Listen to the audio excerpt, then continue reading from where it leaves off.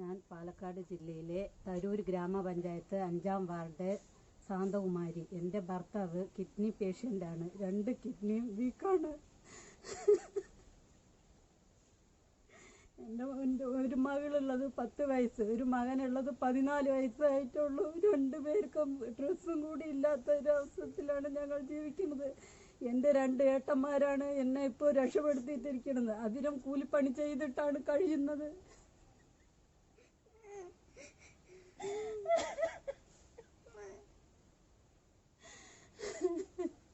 നിങ്ങൾ എല്ലാവരും കൂടി എന്നെ സഹായിക്കണം. ഞാൻ എൻ്റെ ഭർത്താവിന് കിഡ്നി കൊടുക്കാൻ തയ്യാറാണ്. എൻ്റെ പേര് സന്തോഷ് കുമാർ. ഞാൻ പാലക്കാട് ജില്ലയിലെ ആലത്തൂർ താലൂക്കിലെ തരൂർ ഗ്രാമപഞ്ചായത്തിലെ 5-ാം വാർഡിലെ മെമ്പറാണ്. എൻ്റെ വാർഡിലെയാണ് ഈ ദയനീയമായ ഒരവസ്ഥ.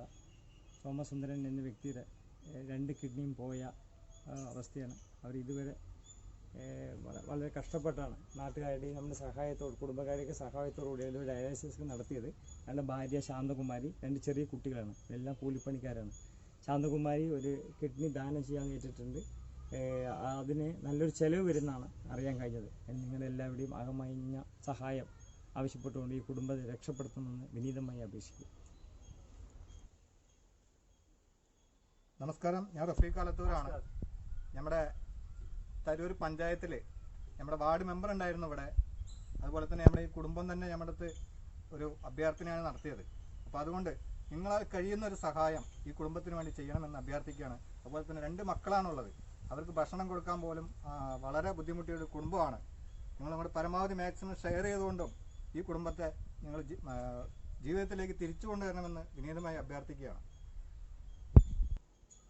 നമസ്കാരം, എൻ്റെ പ്രിയപ്പെട്ട സഹോദരങ്ങളെ, സുഹൃത്തുക്കളെ, ഞാൻ ജഗദീഷ് അത്തിപ്പറ്റ. ഞങ്ങളിപ്പോൾ പാലക്കാട് ജില്ലയിലെ തരൂർ ഗ്രാമപഞ്ചായത്തിലെ 5-ാം വാർഡിലാണ്. ഇവിടെ വാർഡ് മെമ്പറുണ്ട്. ഒരു ചികിത്സാ സഹായ കമ്മിറ്റി തന്നെ ഇവിടെ രൂപീകരിച്ചിട്ടുണ്ട്. സോമസുന്ദരൻ എന്ന സഹോദരൻ 2 കിഡ്നിയും പോയി ആഴ്ചയിൽ 3 പ്രാവശ്യം ഡയാലിസിസ് ചെയ്തുകൊണ്ടിരിക്കുകയാണ്.